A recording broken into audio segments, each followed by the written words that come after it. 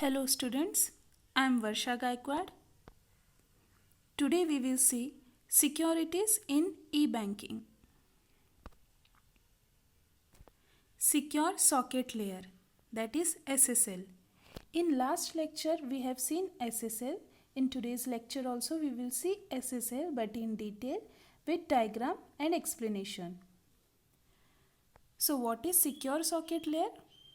It is one of the technology for securing your data in e-commerce. Okay. SSL, that is Secure Socket Layer, is a technology that encrypts or codes the packets of information sent over the internet so that only the sending and receiving computers can reassemble and read the information. First of all, SSL is used for securing the data. Now how the data is secured? Encryption of data, then private key encryption which is done at buyer's side, and then public key decryption which is done at the receiver side. Okay, and whatever the packets of information is sent over the internet, that is known only to the sender and receiver, and that can be read by the sender and receiver computers only. Okay. Now what can be the features of SSL? Here bits can be changed. It can be 8-bit, it can be 16, it can be 256-bit. Then it is easy to implement, it is faster and very difficult to hack. Encryption is used along with registered certificates that use a third-party registration service or your own registration site to confirm that your customers are actually connected to your site. So encryption is used with registered or digital certificates to ensure or to confirm that sender and receiver are connected to the network. The combination of SSL and certificates make transactions very secure. Many companies use the SSL method developed by Netscape Communication that automatically encrypts data passing between your web browser and merchant's server. Okay, suppose data is being transferred from web browser to bank server. So that data is encrypted and secured by using SSL protocol and the certificates. Okay. Many companies use SSL. Okay. This method, that is SSL method, is developed by Netscape. And thus the transaction is very secure. However, sensitive information is still vulnerable to misuse once it is decrypted, decoded and unscrambled and stored on a merchant server. Okay, so when a data is received at the receiver side, then it is decrypted. Suppose the data is received at the merchant server, then the data is decrypted. Okay, but here is a chances that it can be misused. It can be misused, but the chances of data being misused are very low. This protocol fully encrypts all the information in both the HTTP request and the HTTP response, including the URL the client is requesting. Okay, it encrypts the data as well as the protocol which is used for the data transfer. It also provides second level of security. It will need double time to decrypt the data by the hacker. Then any submitted from contents including things like credit card numbers. So, credit card number is also encrypted, or credit card details are encrypted. Any HTTP access authorization information like usernames and passwords and all the data returned from the server to the client. It asks for authorization information. And what is the authorization information? It is like usernames and passwords. Then only you can get the access to your website.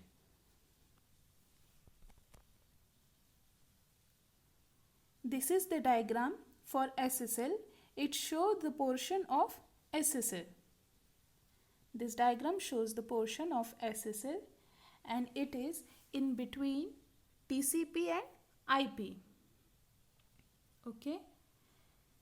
Here you can see protocols, Internet Protocol IP, then Secured Socket Layer SSL, TCP based application protocol, HTTP, SMTP, NNTP, and you can see the portion of SSL is between Internet Protocol IP and TCP. Then Secure Hypertext Transfer Protocol, that is SHTTP, and then Electronic Commerce Applications.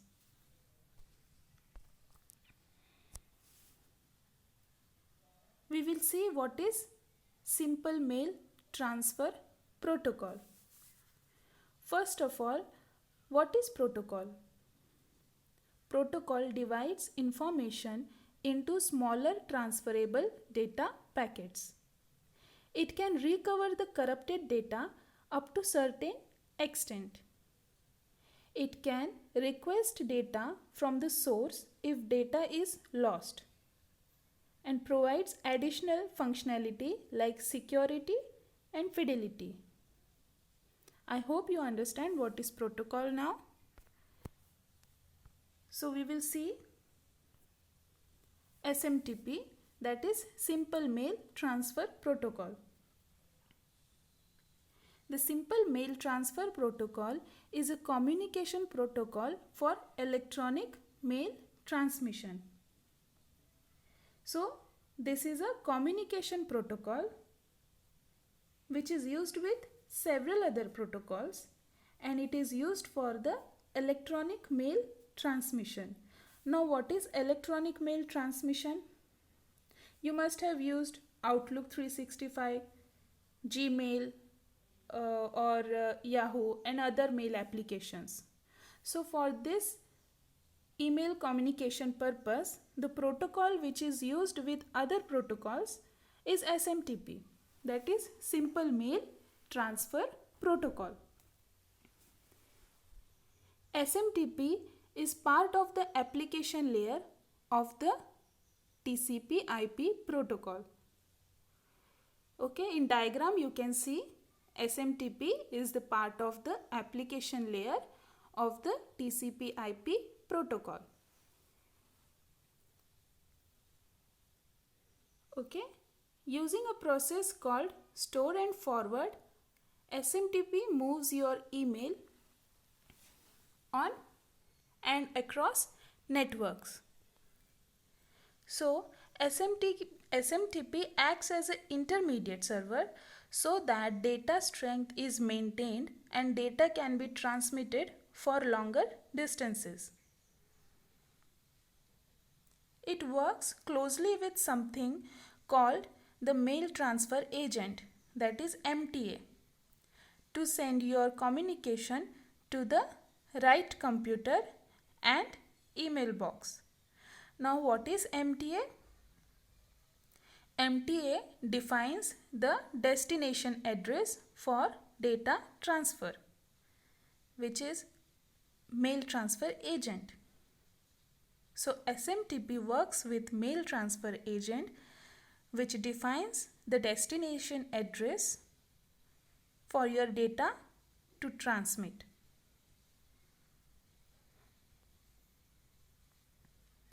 Now we will see HTTP. What is Hypertext Transfer Protocol. Hypertext Transfer Protocol is an application layer protocol for transmitting hypermedia documents such as HTML. What can be the hypermedia documents?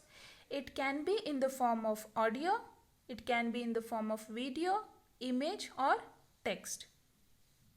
It was designed for communication between web browsers and web servers, but it can also be used for other purposes.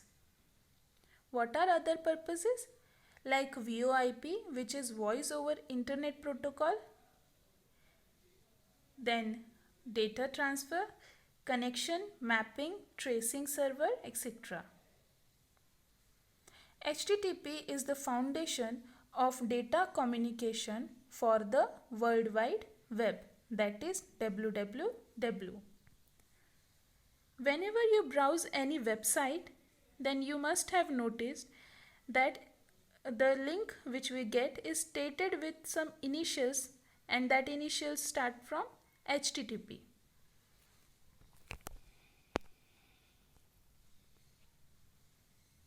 Secure Hypertext Transfer Protocol, that is SHTTP.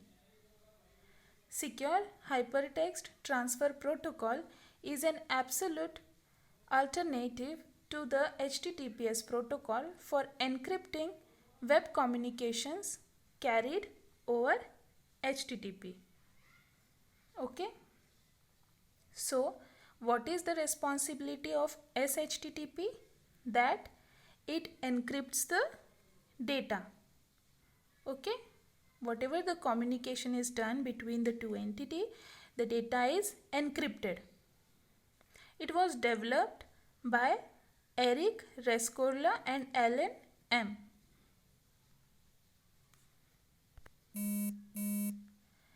Now we will see Network News Transfer Protocol, that is NNTP. NNTP stands for Network News Transfer Protocol. NNTP is the protocol used to connect to Usenet servers and transfer newsgroup articles between systems over the internet. There are specific servers created for transfer of important information such as news, articles, magazines, etc. Okay. So for that purpose, the protocol which is used is NNTP, Network News Transfer Protocol. It is similar to the SMTP protocol used for sending email messages, but is designed specifically for newsgroup. It concentrates more on text data rather than image or video information. I hope you understand all the protocols. I hope you also remember what is TCP protocol. Okay, what was TCP protocol? It is Transmission Control Protocol. This protocol is connection oriented protocol. Okay, and when the message or data is transferred from sender to receiver, we get an acknowledgement that yes, the message is being received at the receiver side. Okay, and I hope also you have understood the portion of SSL which is in between IP and your TCP. Okay, in between IP and TCP.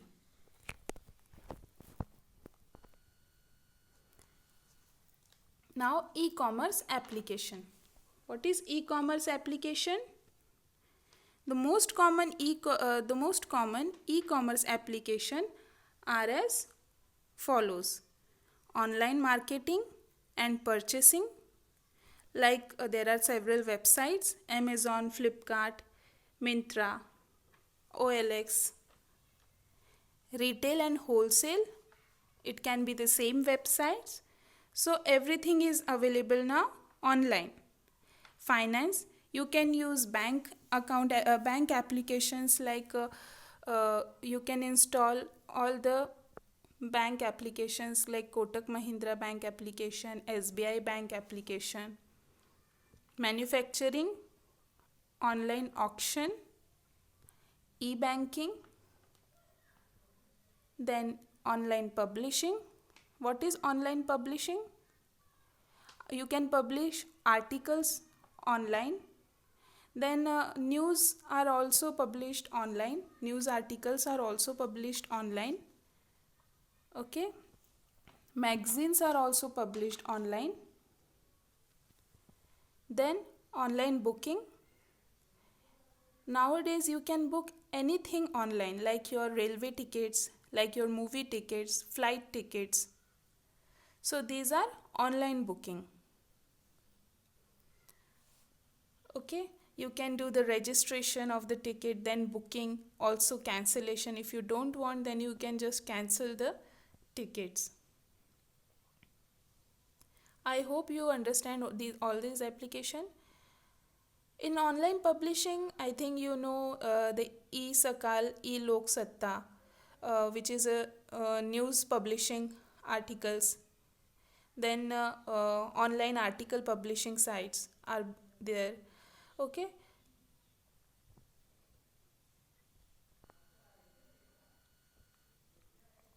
This is the diagram which is showing e-commerce applications.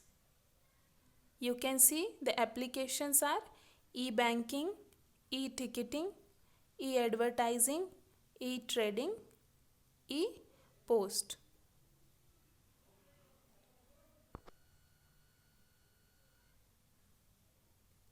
Now, digital signature certificates, that is DSC. First of all, what is DSC? Digital signature certificate. DSC is used to prove our identity when using online applications. So, DSC provides an additional level of safety and security for online banking transactions by digitally verifying the financial transactions and encrypting the information such that only intended parties can read it. Our identity cannot be established by any physical identity service. So we are provided with an digital device which looks like pen drive or smart card. This device has all the needed identity details in the form of digital certificate stored in highly encrypted format. Okay, on each login transaction, this device should be attached to your computer or PC to authenticate transaction. This device acts as an final identity recognizing entity. Okay, I hope now you understand what is DSC and which standard format do digital certificates use. It is X.509. In cryptography, X.509 is a standard defining the format of public key certificates. Okay, so what is basically DSC? It is a digital certificate and it is used to prove our identity when we use online applications. Thank you.